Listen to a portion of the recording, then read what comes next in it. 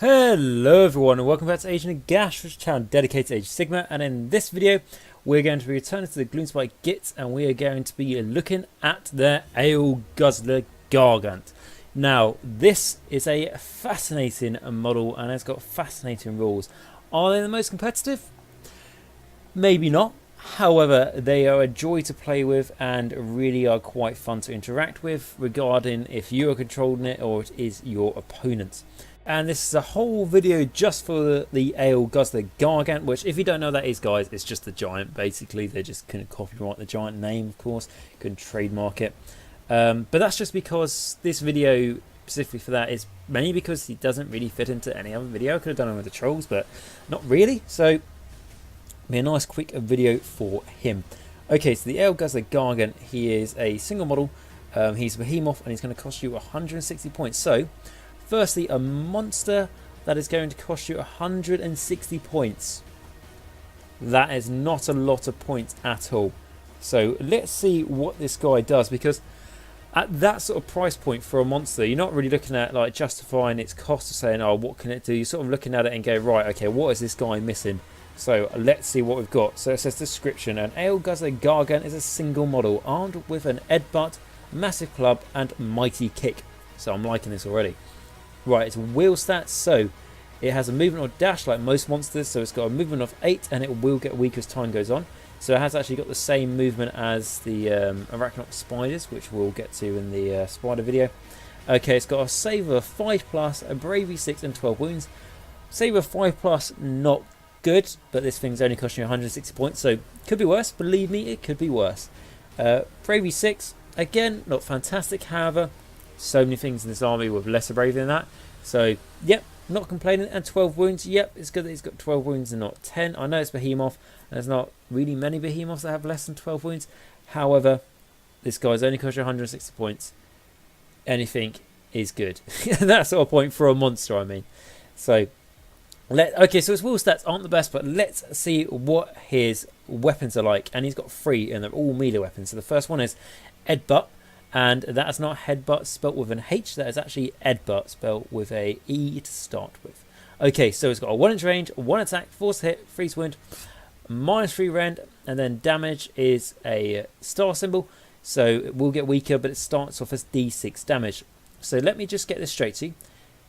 His headbutt is only 1 attack, but it hits on a 4, wounds on a 3, has a -3 rend and D6 damage. A headbutt that has D6 damage with a -3 render, a -3. There's things in the game like, okay, so like this as an example, his headbutt has got more armor piercing than Archaon's Slayer of Kings.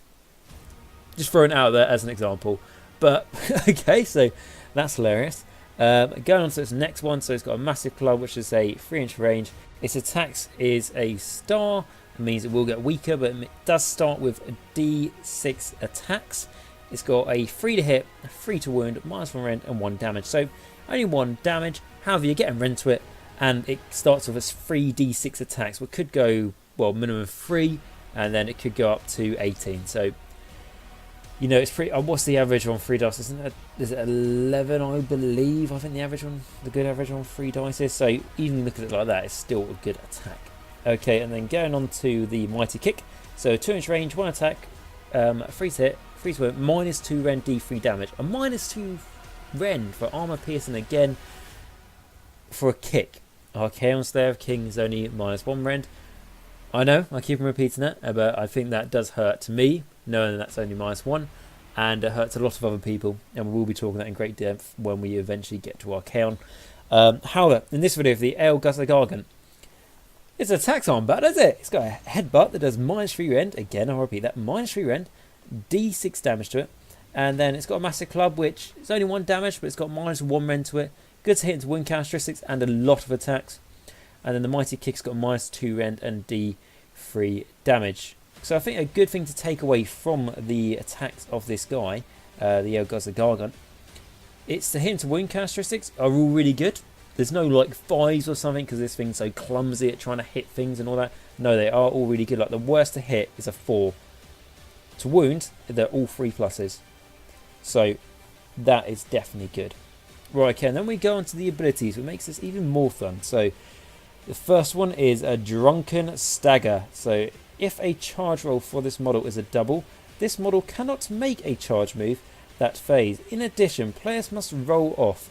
The player who wins the roll off picks a point on the battlefield 3 inches from this model. Each unit within 2 inches of that point suffers a D3 mortal wounds. Okay, so this, more times than not, is going to backfire on you, being the one controlling the Aleguzzler Gargant, because he's probably going to have some friendlies behind him, and he's going to stagger backwards and fall on them and make them suffer D3 mortal wounds. However, absolutely hilarious. You know, if you're going to die, you die to your own giant falling over. I think that's one of the best ways, probably, to leave the mortal realms, rather than get eaten by zombies, or dragged down by Grimghast Reapers, or stabbed to death by witch elves. So yes, I do think the Drunken Stagger is a quite fun one. You might do it to the enemy as well, and if you do get off to the enemy, D3 mortal wounds to each unit within 2 inches of that point, which is pretty good. Okay, and then the next ability is Stuff 'em in me bag. So after this model piles in, you can pick a one enemy model within 3 inches of this model and roll a dice. If the roll is equal to or greater than double that model's wound characteristic, it is slain. Okay, so this is different to some of the other like auto slaying, you know, abilities we've got out there, which are like roll higher than the enemy's wound characteristic. This is you need to roll equal to or double it, but it's still quite good for taking banners out, champion leaders. Things like Gore Glaives and stuff, like a unit of Blood Warriors, quite good to take away those models. The model that is going to be the last model to be taken away from that unit naturally. Now this guy just goes, yoink, it's mine. A bit like a Star Trek, something like those lines. And the other good thing is that, yeah, you gotta, you know, double it. So let's say the Blood Warrior example I gave, take away the Gore Glaive. You still need to roll a 4 or more. That's quite high. It's a 50-50 of it not doing anything. However, there's things like Chainrust Horde. Those units, they have actually Bravery 6 for a death unit. It's the only death unit that I'm aware of that has a Bravery 6, less than Bravery 10. However, the leader of that unit makes them Bravery 10. You take away that leader, now they're Bravery 6. And that's definitely going to catch your opponent off by surprise. Okay, and then the last ability is Timber. So if this model is slain before removing the model from the battlefield, the players must roll off. The player who wins the roll off picks a point on the battlefield 3 inches from this model. Each unit within 2 inches of that point suffers D3 mortal wounds. This model is then removed from the battlefield. Okay, similar to the Drunken Stagger. So that's good when this guy dies, because he's probably going to be surrounded by the opponent, unless the opponent just shoots this guy to death, which they might do. But if it's in combat, he's going to be doing some more wounds to the opponent. Yeah, you might, you know, you have to do the roll off, and your opponent might win it and might end up doing more wins to you. That might suck a little bit. However, it is really interactive and really, really fun. Okay, and then going into the keywords, so Destruction, Gargant, Gloomspite Gitz, Aleguzzler, and a Monster. So what do I think of the Aleguzzler Gargant? Okay, so if we look at it seriously for a moment, 160 points, not a lot of points. However, for your Gloomspite army, the Aleguzzler Gargant doesn't add any synergy to your army. He's not really essential. There are other things that can do the job he's going to do and probably add a bit more to your army for it. They might be more expensive in points, but you'll be getting your points worth compared to the Gargant, you know, the Giants. So, you know, for pure competitive reasons, he might not be the best choice out there, if I'm honest. However, if you're not looking at going straight to a tournament or something like that, or playing cutthroat, you know, competitiveness, the Aleguzzler Gargant is not bad by any stretch of the imagination. He costs you 160 points, and as far as what I can see, reading up on the rules, he's worth that 160 points. It's just if you're trying to make a really fine-tuned competitive list, I don't know if he would make it in there. I don't know if he'll make the cut. But for most games, definitely, he's going to make up your points, I would say. It's 160. If this guy was like 200, I'd be like, there's a lot of other things you can put in, but 160 points, it's got to be a lot of fun. It's a lovely model as well. I know it's a bit of an older model compared to some of the newer kits we've got, especially for the Gloomspite Gitz, but it's still a really fun model, loads of character in it. It's got loads of, its sprues are fantastic. There's so many bits you can use for conversions, for basing, for scenery, for objective markers.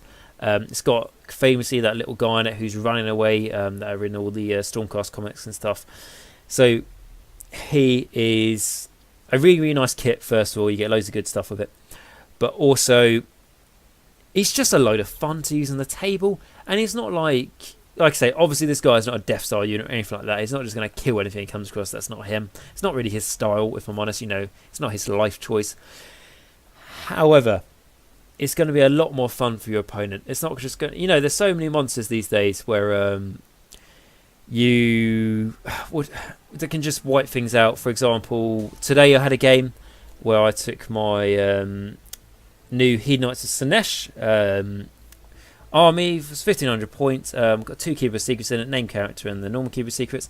And it got to a point where I made the normal Keeper of Secrets pile in an attack more than once, and ended up just devastating what it was attacking, what it was killing. I'm not saying it was overpowered. I got quite lucky on the hit into wound rolls and all those sorts of things for that model.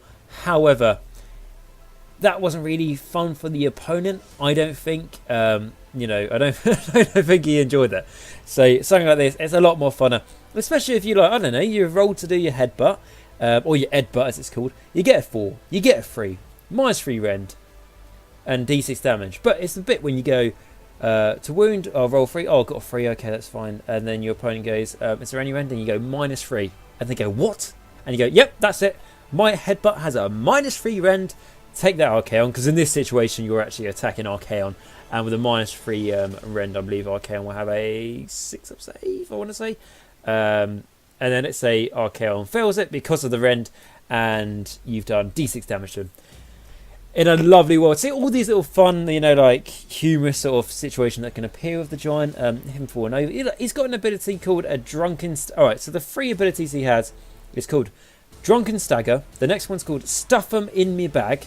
And then the last one is called Timber with a exclamation mark at the end of it. I think is enough said, really. It's a bunch of fun, this guy. He's not bad. And for 160 points, you can't complain at all. I think if you've got one, it's a load of fun. Definitely take it. See what you can do with it. And it'll be really, really cool to see. And because he's got the Gloomspite Gitz keyword, maybe there's quite a bit of synergy you can do to buff him, all that sort of thing, if you really want to. And it will be, for certain, an absolute laugh, I think is the best way to describe taking this guy. So that has been the Aleguzzler Gargant in his own video that's been over 10 minutes long, talking about the Aleguzzler Gargant. Bloody hell, is a lucky bugger, isn't he? So yeah, absolutely humorous, characterful, fantastic guy. Definitely give him a go and see how much damage he can do to your enemy. Okay guys, so I hope you enjoyed this video. If you did, please like, subscribe and comment down below, as that's all completely free for you guys to do so, and massively helps the channel out in every way possible.